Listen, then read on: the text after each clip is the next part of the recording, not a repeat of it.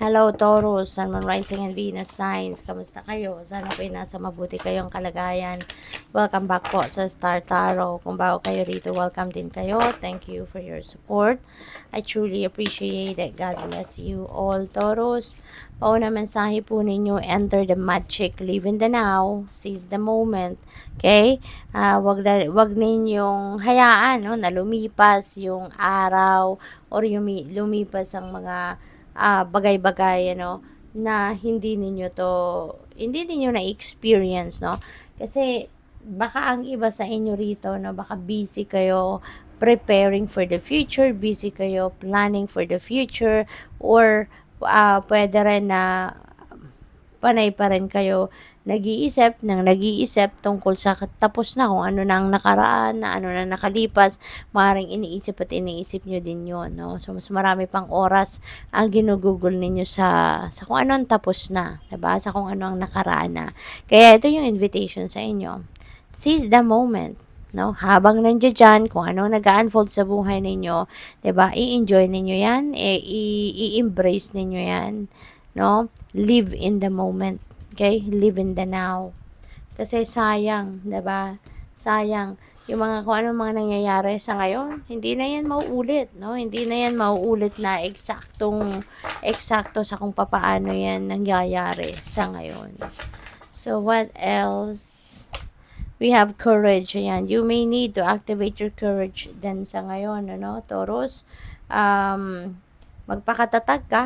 Okay? Tibayan mo ang inyong loob. Magpakatatag ka para kahit ano man yung problemang kaharapin ninyo, ano man yung mga challenges na pwede ninyong kaharapin sa ngayon, kayang-kaya ninyo yan, no? Masusolusyonan ninyo yan, mahahanapan ninyo yan ng way out. Kaya, you have nothing to worry about, but instead, lakasan ninyo ang inyong loob para maharap ninyo ang kung ano man ang mga bagay na pinagdadaanan ninyong medyo challenging or medyo mahirap, no? So, tingnan natin kung ano ba mga mensahe para sa'yo.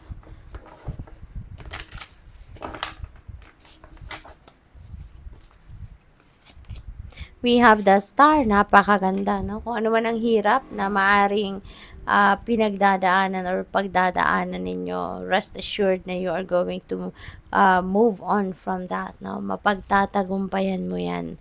Kasi nga, merong offer sa inyo rito ang universe, no? Of a new beginning.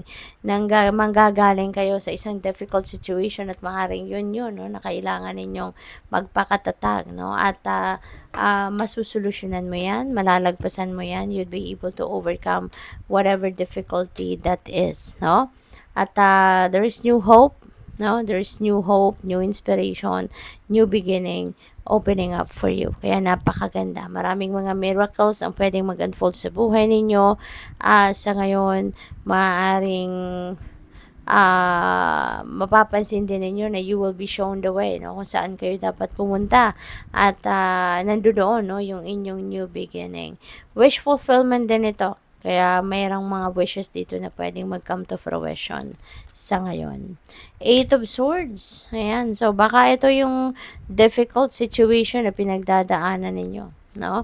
Na feeling ninyo, hindi kayo malaya, hindi kayo makagalaw, hindi kayo makadiskarte ng gusto ninyo. So, maybe ito yung pinoproblema ninyo. Kasi nga, kaya siguro kayo kailangan na magbatibayan ninyong loob, magpakatatag kayo. Kasi nga, yun, feeling ninyo, hindi kayo malayang gumalaw, hindi kayo malayang dumiskarte sa buhay, 'di ba? So, maaari na self-imposed limitation ito, no? At gawa yan ng siguro kung anong mga chismis na nakakarating sa'yo, baka merong mga naninira sa'yo, or mayroong mga hinahatid na mga kung ano-anong kwento na nadi-discourage kayo.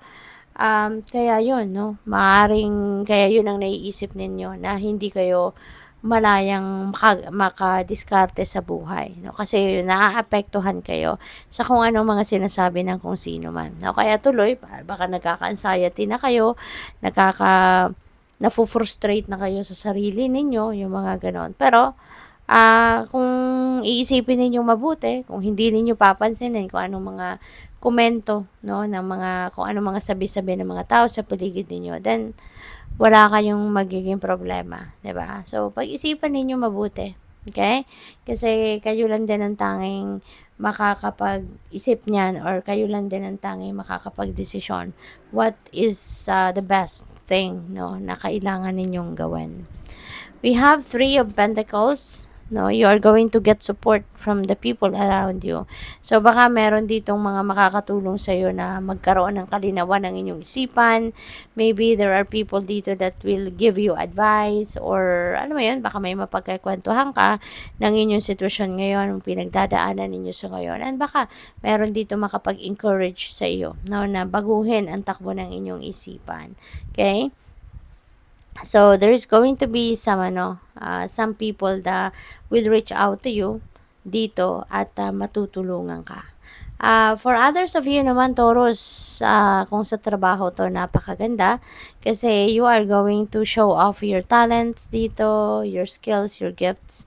At ito yung magagamit ninyo para kayo ay makausad sa buhay at umakyat, no, or makaakyat sa ladder of success. No, magtatagumpay kayo lalo-lalo na maybe you are going to do some collab, no, with other people. Kaya mas magiging mabilis ang pag-asenso ninyo rito. We have Death Energy. Napakaganda. Death Energy is a massive transformation. This is a new beginning energy. Ang maganda rito kasi gusto mo to. No? Gusto mo tong baguhin na sitwasyon na to sa buhay ninyo. Ito yung diskarte mo na gusto mong mag-create ng panibagong parang gusto mong bihisan ng bago ang buhay ninyo, no? Kaya ito 'yon. You are going to change the course of your life. There are something or some people na alam ninyong hindi naman na positibo ang hatid sa buhay ninyo, kaya you're going to let them go, no? So, magandang pagbabago ang magaganap. Eight of Wands. Ayan, so there are good news, wonderful opportunities coming your way. Maraming magagandang pangyayari, oportunidad ang kakatok sa buhay ninyo at this time, and you are going to be very excited about this, no? Kasi mabilisan din, no, ang galawan dito. Mabilisan ang kailangang action na gagawin ninyo rito. Kaya there will be more excitement, no, na mararamdaman ng iba sa inyo rito, Taurus.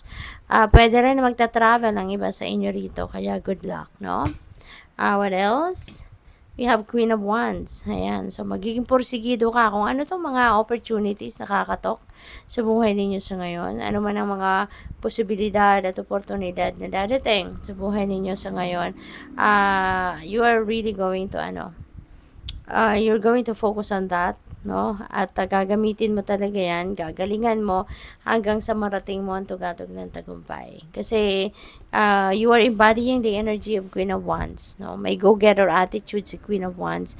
Kaya wala siyang hahayaan na maging sagabal. No, there's nothing or there's no one, no, can get in her way. Once na inisip niya na ito ang gusto kong mangyari, no, she's gonna do anything and everything in her power to achieve that, to accomplish that. Kaya yun ang magiging kayo, no?